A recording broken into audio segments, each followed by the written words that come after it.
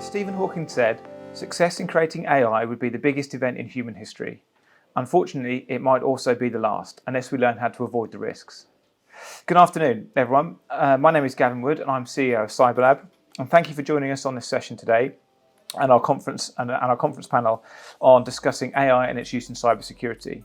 Joining me to discuss AI and its impact on the red and blue sides of cybersecurity, we have Fraser Howard, Research Director at Sophos. We have Andrew Napier, Head of Cloud and Security at TalkTalk, and Adam Hartley, Senior Sales Engineer at Forcepoint. And thank you all for joining us. So I'm going to go straight in with the questions, and I'll start with what are the primary ways in which AI is enhancing traditional cybersecurity measures, and how is it impacting overall cybersecurity strategies? And I'll ask Fraser first of all. Okay, that's a big question to start with, but I'll give it a go. So if we look at security today, what we basically have is an environment where the defenders, the security teams, the SOC teams, are managing data across a wide variety of domains, if you like, endpoint, network, collaboration tools, applications virtualized up in the cloud. And they're dealing with huge amounts of data in real time to make decisions. The attackers are highly profit-driven, motivated by profits, be it stealing data for sale, be it extorting people by encrypting files or exfiltrating files. They're highly organized, they use quite sophisticated tooling in many cases. And so what all these things lead to is the inevitable increase in volume. And that's one of the biggest challenges that the defenders have been facing over the last few years, just the volume of bad stuff, be it the number of attacks, the number of files, the number of IP addresses, the number of command and control servers. And so already AI helps us in that regard. So AI helps us from an automated point of view, from a predictive kind of capability point of view in terms of scaling to meet that volume. So that's one of the ways in which AI to date has already made quite a significant difference for the defender. And that is set to continue. As we talk about developments and improvements in AI, a lot of those improvements will be geared towards making that interaction with AI and how we use AI within kind of the defending space, make our work more efficient and make it easier for us to scale and deal with the sheer volume of bad stuff that we see. Okay, fantastic. Yeah, really good answer. Andrew? That's a really interesting question, and one I think that AI is absolutely prime targeted at. So with AI, we have narrow AI, which is objective and functional and quite narrow. So excellent chess playing computers, for example, but excellent satellite navigation, for example. They can't do each other's jobs. They're just very good at what they're doing. With security, with many other areas of AI, there is that human interaction. So a chatbot that's giving out audio has to sound good. With security in AI, you don't have any of that worry. Right? You don't have to worry about adoption. You have to worry, as Fraser said, about correctly dealing with the number of volume of attacks, correctly dealing with specifically pattern recognition as well. So just because you've never seen this precise thing before, the fact that it's behaving very much like this much of stuff which you have seen before means that you can take appropriate action. So allowing it to be intelligent, logical, but very focused on security means that AI is almost written for security, especially given the very wide range of threats and vectors and targets that any business has, actually. And actually, given the adoption of AI internally, where internal people can search things that they possibly shouldn't be able to search because they've got an AI engine on the laptop, internal security and external security suddenly becomes very much more complicated, and you really need an AI tool on board to help deal with that. Okay, brilliant, excellent. Adam? So it's interesting. So I see this in two different ways within us as, say, for instance, as a vendor or a business with AI, because you've got more around, as we've already said, around the efficiencies and being able to make a lot of stuff less manual so that you can get onto a higher purpose of a job load. You don't have to be able to go out and do this function loads of times. You can go automate that with AI that automatically learns. On the flip side, we've used AI internally as an organization in our products to help businesses make their decisions a lot easier. So for us in the data security space, we use a lot of AI for identifying what is actually the data for what you want it to do, and to teach it and modify our own AIs to find that information. So a really good use case for a customer of ours is that it's a bread making organization. To do data security is really hard because your invoices and all your inventory is going to be bread, oil, milk, for instance. So you can have a lot of false positives. If you train an AI model itself to identify, okay, well, bread over here or oil and flour is good over there, but it isn't over there, it automates that discovery and the notification side, so that as a customer, you're not dealt with like fatigue across the entirety of your estate.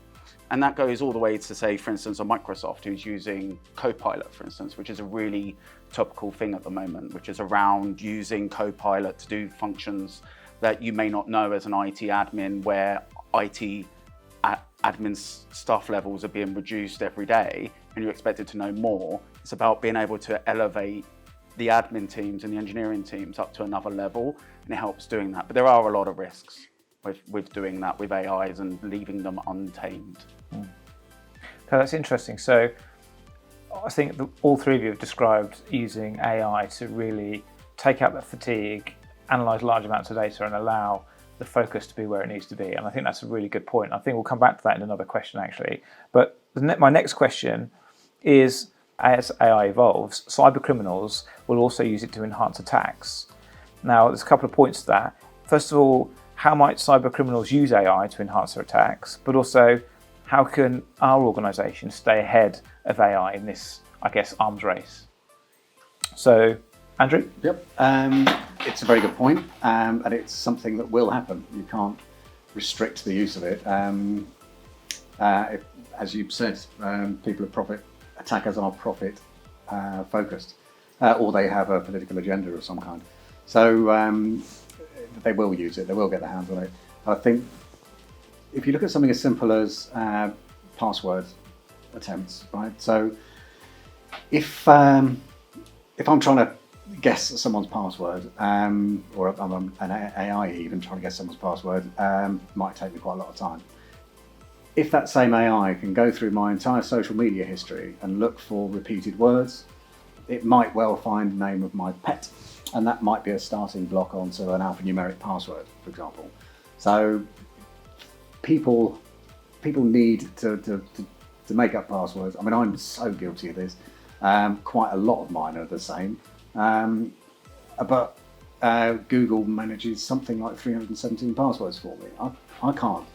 I can't remember and even get come up with that many passwords. So using AIs to find out a lot about me or the people and then guess passwords is one thing. Two is behaving more like a human. So something like 86% of all security incidents start with a person, because a person has clicked on something, a person has downloaded something. So especially things like invoice fraud. So somebody hacks into Teams and then chases up their own fraudulent invoice from within Teams. I mean, this, that somebody 5 levels up asking you to pay an invoice immediately, you might just do that. So being better at pretending to be a human and get another human to make a mistake by using AI and doing a lot of it at once, that's a primary use case. Okay, fantastic. Adam? Yeah, so to build upon that, I definitely believe that it's that human element that makes AI more worse as time gets on, as a lot of people are starting to use AIs and businesses aren't making their decisions on which AIs that they should allow. But for me and what I speak to a lot of people in the talks for what I do, it's all around limiting what you put into these AIs. The biggest threat to a business for AI is that someone uploads something from their business into that AI and loses control to it. So if, for instance, a person in an AI is trying to modify their code to make it more efficient, for instance, your code and intellectual property is then in that AI model that anyone can query. So me as an attacker, I can go into OpenGPT and start asking some questions around your organization, and then suddenly I've got your IT infrastructure because an IT engineer has gone in and used that AI to actually do some things from internally on your organizations from a perfectly good business perspective, but you haven't put some data controls onto what you can actually upload into there or ask it questions specifically around your job functions. So funnily enough, we're doing this at Forcepoint internally of what can we use AI for, what kind of information can we actually upload into AIs. And as much as AI can be used in the ever gaining threat landscape of playing a cat and mouse with us as vendors, it's always been able to limit for what information goes into the internet in essence, because you can't recall that information. If I send you a piece of PII data, I can email you and you can expunge it. You can't do that with large language models that are open source, for instance, because it's all ingested into the language model and anyone can query it. Okay, that's really interesting. I've not thought about that angle before. So yeah, no, that's very interesting. Fraser?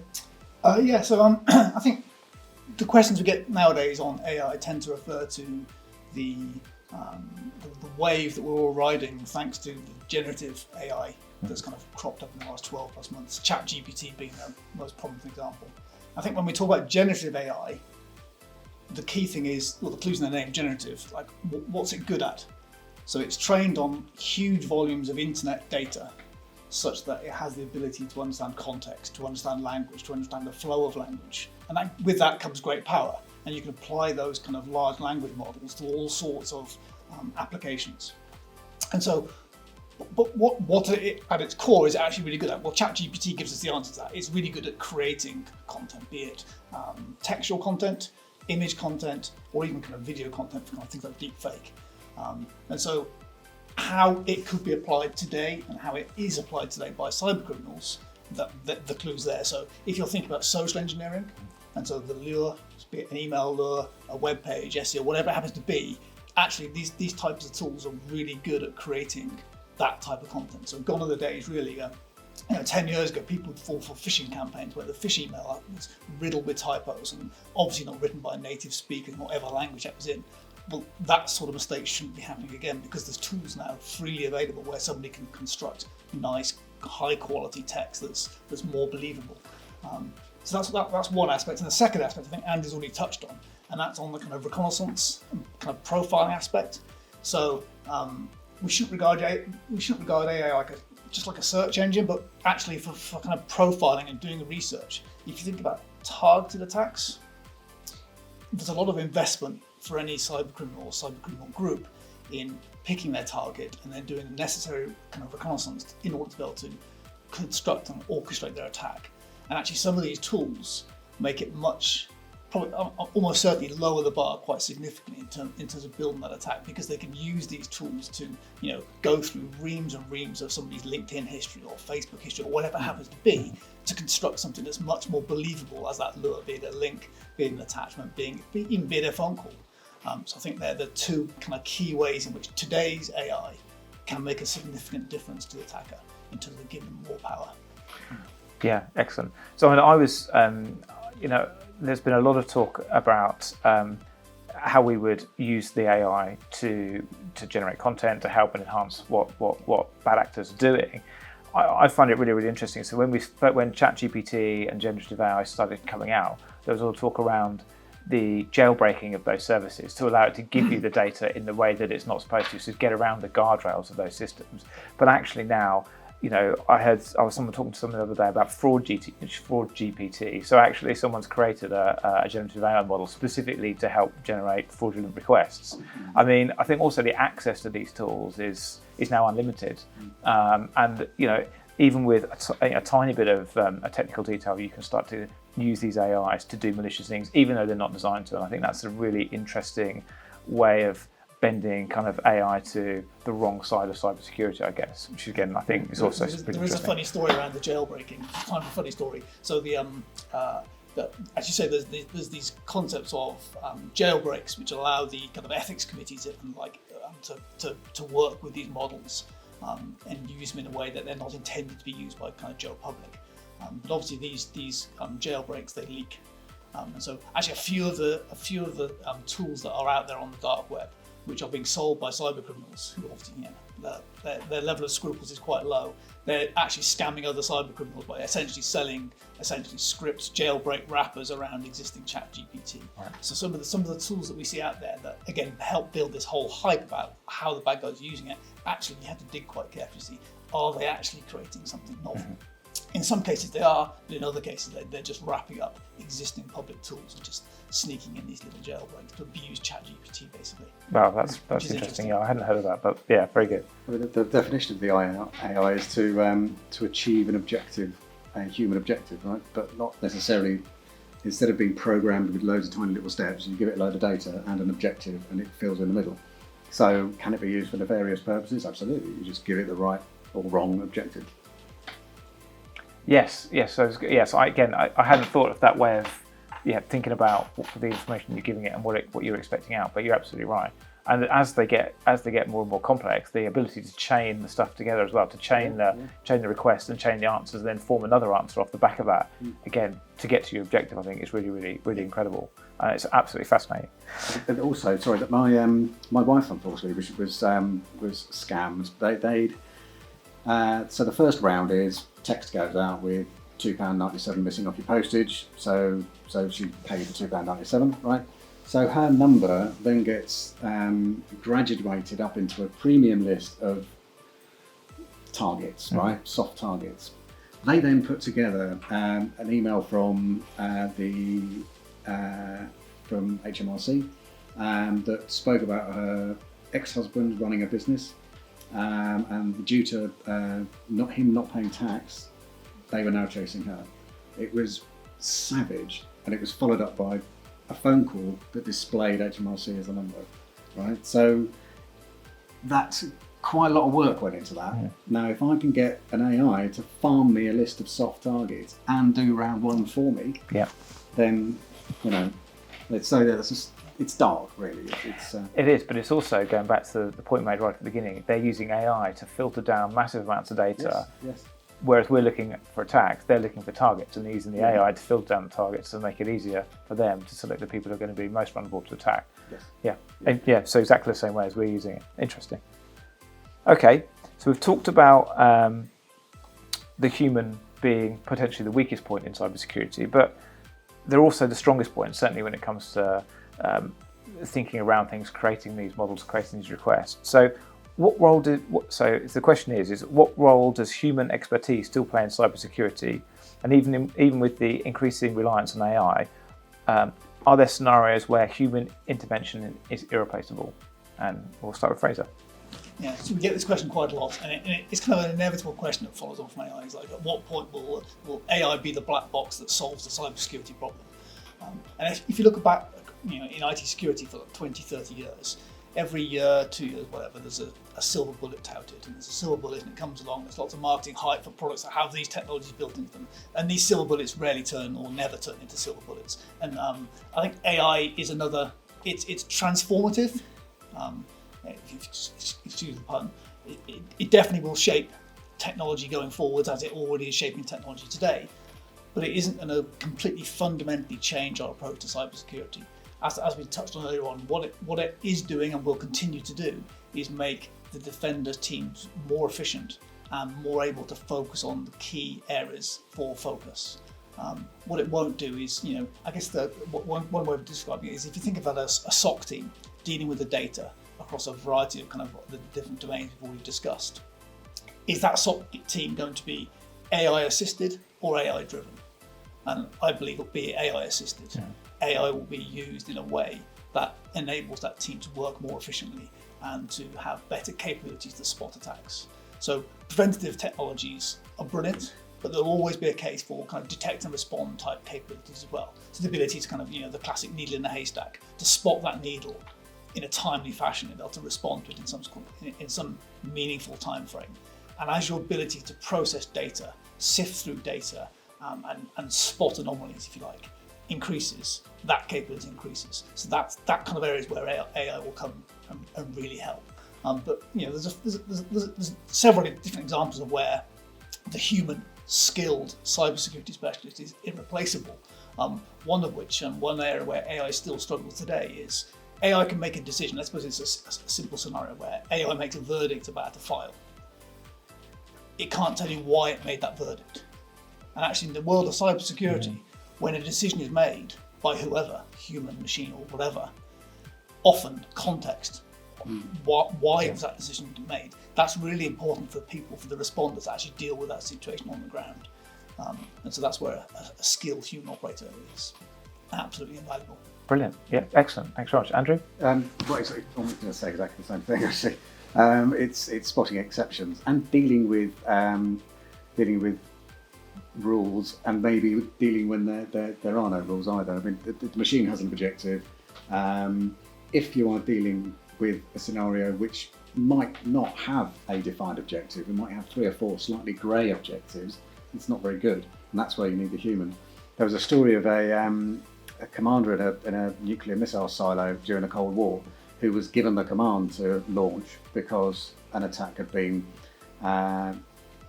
detected by the Russians from the US. This guy made the decision not to counter-respond because it didn't feel right. Right? There was the political temperature globally wasn't high enough. The alarm hadn't come through in, it was like slightly too early.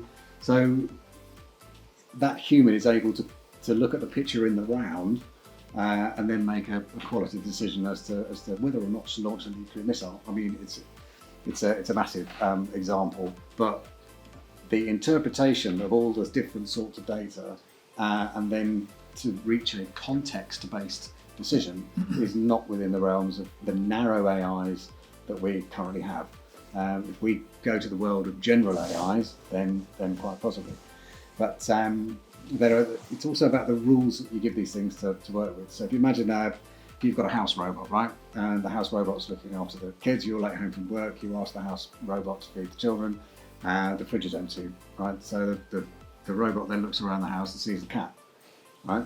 It might, because feeding the children is priority, right? The cat doesn't understand that there's some sentimental value wrapped around that cat, and probably they might say, oh, I don't want robots to do it. Right, okay, so we need to add a rule for cats, right? Then dogs, then every other animal you can think of that might have some sentimental value, or a small child that's sort of on all fours looking like a dog. No, that's a no as well. So you end up having to create, rather than inform the children are hungry, what do you want to do, and ask a human a question who could reply with a context-based answer. You either have that or an AI with so many rules wrapped around it that it can't reach a conclusion anyway. So the answer to the question is yes, there absolutely is a role for humans, and I can't see a time in the near or mid future where AIs are capable of making those sorts of decisions. Even I think the fastest computer, Fujitsu, just built it in order to replicate the amount of neural activity in 1 second in a human brain took it 40 minutes. So we're that far behind having the computational power to do what we do in our heads. Never mind give it general, wide capability focus. There's a joke about humans can come up with gravitational wave detectors and the Eurovision Song Contest, right? As a species, right? That's our breadth. Yeah. And you want a computer to come up with the same thing. So anyway, yeah. No, brilliant. No, I like it. Excellent. And Adam? So I 100% agree with everything that's been said, and the reason for that is obviously the human factor, but also history. If you look through the history of cybersecurity, especially around to stop hackers, it's always worked in one way or the other. Of that, the cybersecurity industry's come up with one thing like A/B hashing, and then machine learning, sandboxing, and it's always gone in troughs as detections come in for new actual pieces of technology in essence. But then the malicious hackers use that same technology and been able to do it. It's like, for instance, for us as vendors, we started to use cloud computing to make this a lot more efficient. And guess what? It's readily available in price, so did the hackers. And same thing's going to be happening for what we said before in the previous questions around AI. Yes, we are using AIs as vendors and as businesses, but guess what? Those free same tools are still available to the hackers. So in reality, we're still going to need human beings to make that difference between for what we're doing and the hackers are doing. Hopefully, we as for instance, the blue team are actually doing a lot better and more innovative on how we're doing it with our integrations as vendors between each other to come up with a group solution between it. But you are going to need a human being to see those outliners in indicators of behavior. So for instance, for breaches or for phishing attacks that take a whole amount of compromised accounts, for instance, an AI may be able to spot that, but if it's done in a very specific way on an endpoint, it's not going to. But you'll see that in your SIEM and in your SOC. So AI may be able to help with a SIEM solution, for instance, to narrow down all of those incidents, to prioritize those better for you, to go down and look through it. But in reality, we as an industry and the malicious hackers are going to play a cat and mouse again, because it's happened like 10 to 20 times before in technology. It's just that it will speed up innovations on both sides, in my opinion. Okay, yeah, no, really good point. Really, yeah, I like it. Very, very, very good. Okay, next question. What are the key challenges organizations face when implementing AI-driven cybersecurity solutions, and how can they overcome these obstacles? So I think we've already mentioned potentially introducing your own data into the systems, but I'm sure there are other examples of that. So Adam, would you like to start? Yeah, so it's, as I said before earlier, it's about making sure that you want to be more productive as an organization using AI, but making sure that you've got your processes aligned to that. And also, for instance, for what we've done at Forcepoint is that we've introduced an AI review council for every AI tool that everyone may use. But it's also about training, and a really good example for this is for myself. So I'm dyslexic and I use Grammarly for everything. It's on the desktop, it's in Google and in Office. But the free version of Grammarly takes every bit of information that I touch in emails, documents, and it wasn't until we reviewed this months and months and months ago, and takes that into its AI model to interpret for better spelling and for grammar across that. So you wouldn't think of Grammarly as a language tool to help you day in and day out, having AI that could be malicious. For them to go sell that information to make profit, because it's free, they have to make that. And if you read the terms and conditions, it's really not great from there unless you take out a business license. So it's about talking as a business, not just about, oh, okay, I'm going to stop you from uploading all of our confidential information, and making sure that people who aren't IT trained, for instance, or contractors has access to these AIs. It's also about the training and identifying your shadow IT that actually exists in that, because a lot of products are building in AI that you don't have control or knowledge of to evaluate. And it's a really big thing to build in, for instance, for your ISO compliance. And you can build these into those frameworks that you're already working on, NIST, for instance, with chess and your assessments for what you're going to do that. You can build these into those existing ones to look into those, because it is those sneaky AIs that you don't think of, because when you think of OpenAI, you'll think of Bard or Copilot or ChatGPT or OpenAI, but you don't think of all of the other vendors that anyone could actually just add into their browsers or Office to take that advantage of it. It has great ability to do good, but also as a business, you have to look on the other side of it. Actually, if my employer has access to all of this personal information, because it natively just reads it in Office, from there it has access to everything, and you don't get a choice of uploading that, because a firewall isn't going to see that, because it sees it as Grammarly, for instance, or the proxy, because it may be just going straight out as Chrome, for instance. So it's all about taking that internal look and building in an internal process to go evaluate the use of AI, and having an open and frank conversation with your workers on top of that, the human element on that. Yeah, okay, great. I like that. So it's almost like making sure your organisation controls are in place to stop the spread of AI that's not intended for its specific, not an intentional implementation of AI, and therefore not leaking information into it in the wrong way. Okay, excellent. Fraser? Yeah, so maybe moving on from that, that's more centered around the use, unintended or otherwise, of kind of AI tooling within an organisation. If we think about AI from a defensive perspective, I think the biggest thing is not to treat cybersecurity AI as a tick box. So again, we see this historically. New technologies come up, has this product got X, tick, like job done, deploy. Actually, the fundamental principles of cybersecurity that have been around for kind of 10 plus years, they're as true today as they were 10 years ago. And so things like blind spots, failures in policies and processes, all those sort of things are far more likely to lead to a successful attack than a particular product not deploying a badge saying it has the latest and greatest technology. So just looking at the AI tip box, I think is a potential risk. Secondly, considering that technology specifically, I think more transparency is important. We talk about AI, 2 letters. What do we mean? When a product says it has next gen plus cyber self-learning is AI, what's it doing? What data is it looking at? What data is it trained at? What model is it using? What kind of decisions is it trying to use? What is the expected treatment of those outcomes? Are they outcomes that we can just blindly trust and deny access to a website, to a file, whatever it happens to be?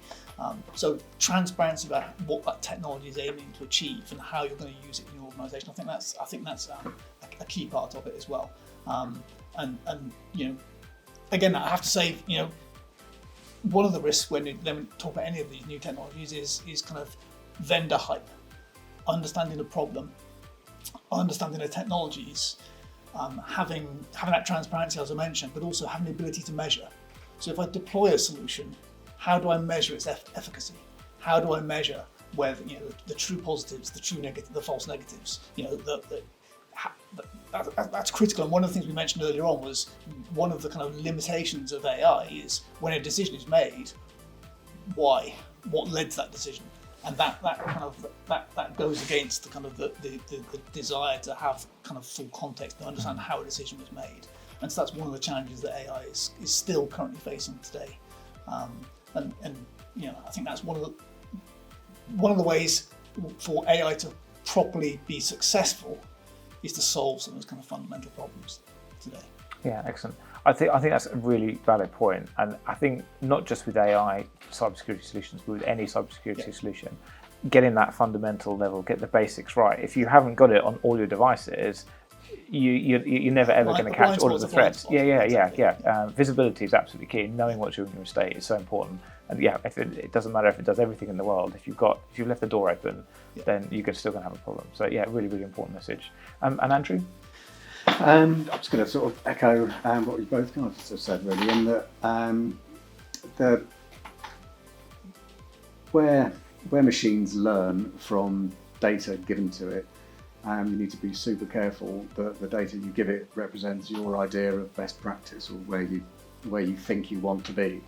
There was a story that came out with Apple and its credit ratings. I think it was Apple that released a credit card, and they did AI-based credit limit setting, and they were giving men 20 times the credit level that they were giving women. So, which is not on. But the reason it did that is because the humans that had been doing it before did that. So it saw that behaviour, thought, right, that's obviously best practice, I'll mirror that behaviour. So everyone's angry at the AI for giving people 20 times credit based on your gender, but actually it's the data you gave it in the first place. So if you are thinking about deploying it, make sure your own house is in order. And secondly, I think it's going to be very useful for intent-based network access, especially, I'll say the word COVID again, but where we're now thinking about where's my stuff anyway, not where my people are, right, but where are they trying to get to? Because there's nothing in our data center anymore. It's all cloud-based.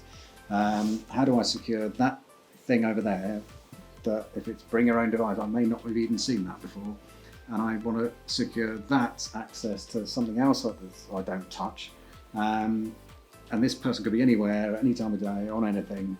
So that kind of behavioural-based analytic pattern spotting stuff, AI is very, very good at. So securing disparate networks using AI to control network access and also to hygiene rate the machine before it gets access to the network. I think it's stuff that happens already, but I think that could be another, that's where it's going to make a name for itself. But also, if someone's thinking about adopting it, I'd just double check whether they already have it, in a way. I mean, no, from so Fortinet, FortiGuard, Palo Alto have got the same thing as well. So global threat detection sensors, which is all of the information, all of the syslogs from all of the firewalls deployed around the planet, feeding back into an AI-based engine, which will then look for patterns, right, and spot things that haven't, they've hit one thing, but they haven't hit the other 500,000, right? So let's quickly get out and tell the other 500,000 about this thing that looks like it might be up to no good. So there may well be some level of AI in place already. Yeah. No, that's absolutely true, and I think it's becoming more of a pervasive thing. The example of Grammarly, it's happening in the back end, and everyone carries one around in their pocket most of the time anyway. On their phone, it's pretty ubiquitous. The point around the AI engine being trained wrong, I think there's been lots of examples of that. There was examples of CV sifting that had been done wrong because but the training data was bad, and I think that will be something that. That is a discipline that's going to have to be coming in, and we talk about this AI ethics committees, and the government's talking about AI and how it's going to be dealt with. But things like how do you remove unconscious bias from the training data so that they don't inherit that bias in the machine is something that needs to be really, really well defined. You have to change the humans, which won't be popular. It's because humans are fallible, aren't they? At the end of the day, and if they are, and the machines are acting in the same way, then the machine will be, which is really interesting. Okay, final question: as AI continues to advance, what trends do you foresee in cybersecurity, and how can organisations prepare to harness the full potential of AI for cyber defence? And Andrew, we'll start with you. I'm just going to be back to my last answer. I think it's getting better and better at, given what Fraser said about how good you can be at attacking someone with an AI, i.e. I have one and I'm going to use it to perpetuate attacks against you. Given the fact that, I forget who said this, I think it was about terrorist attacks. It said terrorist has to plan and execute one attack. The CIA has to prepare for hundreds of thousands every day, and the cybersecurity landscape is a similar sort of thing.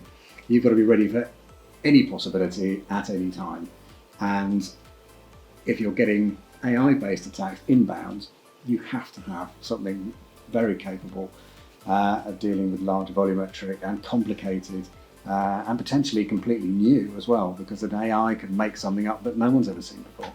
So you're going to have AI inside to defend against the outside, and that trend's just going to continue. Fantastic. And Adam?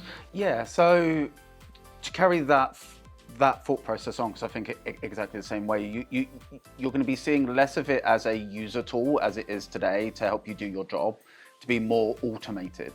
So there's lots of vendors out there that are taking adaptive protections around using stuff to see indicators of behavior or breaches and stuff like that, and take reactive moves. But this is machine learning based at the moment, and I see AI taking that to a next level. So say that I'm having a denial of service attack, the network on the edge of that office will automatically go through a set of changes in quick succession to play out, in essence, a playbook that it knows just automatically from a vendor or from a third party. Or for instance, if an endpoint is compromised and we see that actually on there, the actual AI will do all of the changes in the back end instead of it being a person to make all of the changes. What I see is a lot of the manual bits that opens up a business to risk around a compromise, and that time to action being really decreased and an automation taking place. But ultimately we'll still need a human being, to set the rule set, to actually say, okay, well here's our playbook to a certain level, but also to deal with it in an aftermark. So for instance, with us, I'm not awake at 3 a.m. and neither is most of our team, for instance. If anything happens at home, I'm not going to be awake for it. So it's about making things aware and adaptive of the environment to take proactive actions, but also making sure that they're risk aware. And we're kind of seeing that around a few of the vendors in the stream of cyber, but also in other streams as well. Of being able to make their products adaptive without needing a human or logic. I don't think we're quite there to trust it, and I think that is the big ultimate deciding factor if this becomes a trend, is do people trust AI to come up with the right answer and the right action, rather than at the moment, I don't trust chat GPT to come up with a rhyming slang that actually rhymes. So once AI takes that trip into more of a trustworthy sense, then I can see it having a wider range effect on all of us. Fantastic. Thank you. And Fraser? Yeah, I agree with all that. I mean, I think if you think, what are we all here for? We're here to protect people, to protect people's data fundamentally. And so if you, on a very simplistic level, you could split today's attacks into two types of attack. You have the attacks where, for some, low-hanging fruit of problem, poor configuration, poor practice, poor training, unprotected machines, whatever it happens to be, all the usual things, an organisation gets hit. And typically in that sort of environment, what you tend to see is there's indicators that happen. And then a few days later, a few hours later, whatever it happens to be, the bad guys pull the trigger, they exfiltrate data, they encrypt data, they get their money. And then the second time attack is you see nothing, and then bang, it's done, it's happened. And that's a very overly simplistic, but you kind of get the drift. And so when we talk about where do we want to be, one of the great things that kind of all this discussion about how AI is changing the world and changing security is it makes us news. So we have all these headlines, and often the headlines make you think, is security as a thing getting worse and worse and worse? But actually, the fact that it's news means actually over the last 24 months that a lot of organisations have got rid of that low-hanging fruit. They've got rid of those problems, making it harder for the bad guys. That's a good thing. That's a really positive story. So I think where we want to be in the future, where AI can really help, is in that kind of more complex sort of attack, where it's not about kind of spotting mistakes, spotting unpatched machines, etc. We're dealing with complex type of attacks where the bad guys are using ever more sophisticated tooling to get in and to target an organisation. I think what we're really looking at there is how improving those defences requires sophisticated tooling, and security has never been simple. Security in the future will get more complicated, not more simple. So actually I think what we'll see is we'll see a shift where some organisations have that skill set. They have a skill set in-house, and despite kind of the cybersecurity skills shortage that is kind of, I think, a global thing, they might have that team in-house and they can deal with that and they can use products in a way that can protect themselves. But actually in the increasing amount of organisations, they won't have that skill set, or they won't want to have that skill set because they want to focus on making widgets, whatever it is that they want to do, and they'll outsource essentially that kind of management of their security to security vendors that do have that visibility. And I think Andrew brought up the point earlier on about some of the global players who basically pool data from a global perspective. That's a significant advantage to adopting that sort of strategy, because you're not then relying on some in-house application or team that are looking at your kind of single lens view of the problem. You're basically utilising kind of a full global view of how that all sits. So I think the future of security is a lot more dependent, will kind of inevitably lead a lot more to organisations outsourcing that security, and then the deployment of AI successfully within those kind of units will be significant. Great, fantastic. Well, thank you very much, gents, for your time today. That was fascinating. It's a subject that I find genuinely interesting, and I can hear from the answers that you've given, you all do too as well. It is going to be the future of cybersecurity, and we're all going to have to be prepared to, adopt the right technology, be prepared for it from a business point of view. It is just going to get more and more pervasive. But it's absolutely excellent. Thank you very much for your time. Thank you for your answers. If there's anything else you'd like to learn about that you've heard through this conference and through any of the FIT sessions, please feel free to get in touch with your account manager or reach out to myself directly. And that's it from us. Thank you very much. Bye-bye.